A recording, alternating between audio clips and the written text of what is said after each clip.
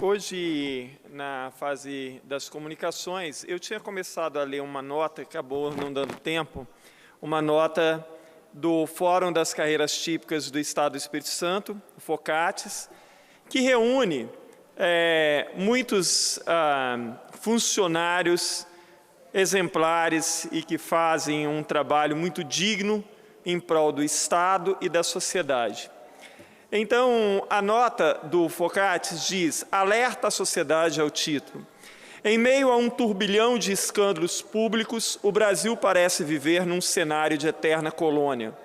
Agentes públicos e políticos, autoridades e representantes de grandes empresas privadas se aproveitam das facilidades impostas pelo compadrio e conchavo há décadas.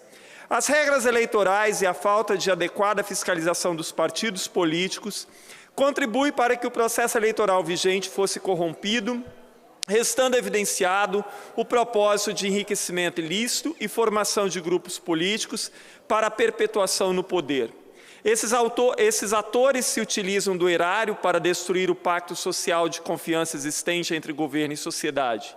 Patrocinam a corrupção como sujeitos ativos e passivos nas mais variadas formas. Fraudam licitações, superfaturam obras e serviços terceirizados, compram votos em eleições, bem como tempo de campanha em vinculação em mídia, ocasionando a putrefação das instituições, empresas públicas, partidos políticos e seus representantes diretos, ganhando o noticiário internacional como a maior história de corrupção do planeta.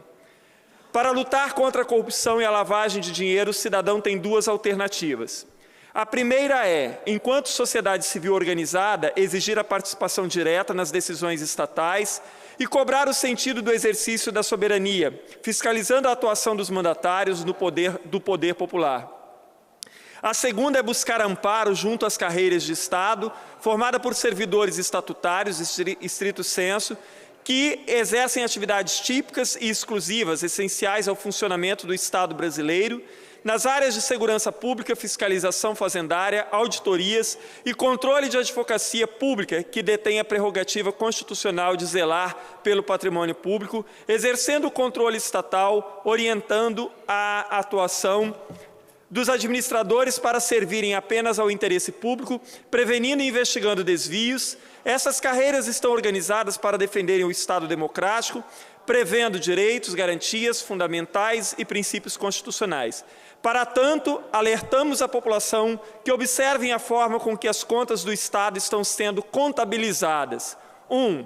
Ativo superestimado em dívidas ativas podres. 2. Passivo subestimado com a supressão de precatórios. 3. Fundos previdenciários sofrendo manobras através da LC número 836/2016, que pode desestabilizar a previdência pública dos servidores em pleno calor das discussões das reformas previdenciárias.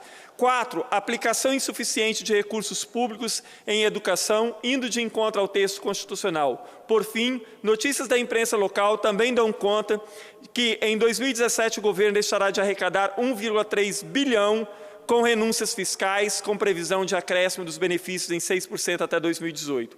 A obscura relação entre o poder público e o privado pode ocorrer de diversas formas, como, por exemplo, a ausência da transparência dos benefícios fiscais e nos demonstrativos contábeis que em passado recente, serviram para encobrir atos de corrupção e de desvio de recursos públicos do país. O Fórum das Carreiras Típicas do Estado, FOCATES, tem a missão de acompanhar e fiscalizar a correta aplicação de verbas públicas para áreas de interesse comum da população, tais como saúde, educação, segurança pública, dentre outras, cumprindo rigorosamente seu papel nesta luta cidadã. O Brasil precisa passar a limpo seu status de república corrupta e virar de vez essa triste página da história, sendo necessário que a sociedade capixaba permaneça e continue vigilante em busca de um Estado melhor para todos.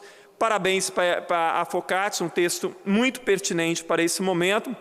Inclusive, eu queria dizer hoje, quando eu estive aqui mais cedo, e disse que muitas vezes o Tribunal de Contas do Estado merece ser chamado de Tribunal de Faz de Conta, eu gostaria de pedir desculpas aos funcionários de carreira do Tribunal de Contas, pois sabemos que ali tem muitos funcionários de carreira muito sérios que fazem um trabalho exemplar mas que não tem o poder de julgar e de dar andamento e que muitas vezes para nas mãos dos conselheiros. Uma coisa que precisa ser revista no país, aliás, muita coisa precisa ser revista, mas essa questão de nomeação política para conselheiro do Tribunal de Contas já deu o que tinha que dar.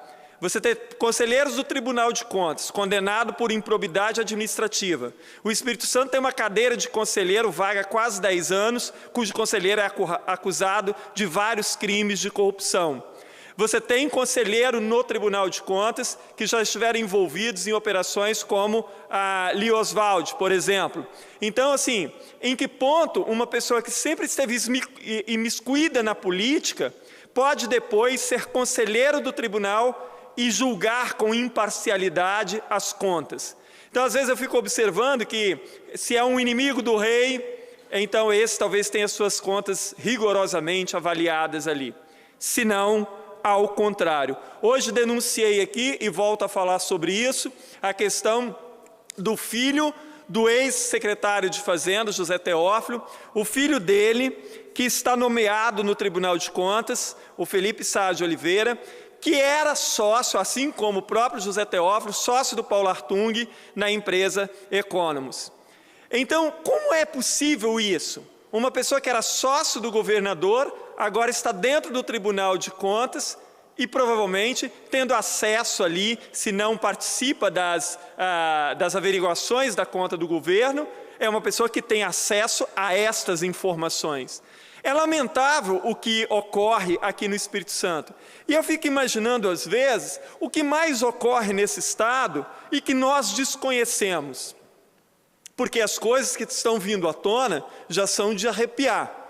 Já são, assim, passam longe do que a gente poderia considerar minimamente republicano, ético e moral.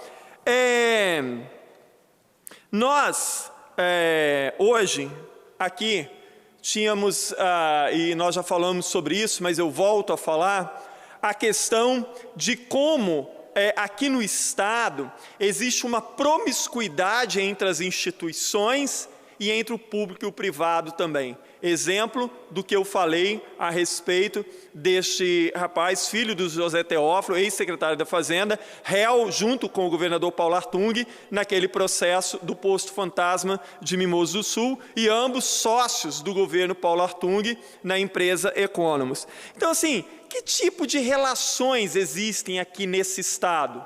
Nós fomos recentemente a Brasília denunciar a questão dos 25% da educação. Hoje já falei disso, não vou voltar a falar. Mas nós estamos observando uma série de outras questões aqui no Estado. Alguém me disse que chegou já aqui no Estado, deputado Freitas, que chegou aqui no Estado já uma equipe da Polícia Federal para investigar uma série de fatores. Eu espero que investigue mesmo. Existe, antigamente se dizia, né, se falava assim, um ditado que no Brasil, se você puxa uma pena, vem uma galinha inteira. No Brasil nós estamos chegando numa época que você puxa uma pena, vem uma granja inteira. E eu tenho certeza que aqui no Espírito Santo, se puxar a pena, vai vir uma granja inteira também. Muito obrigado, presidente.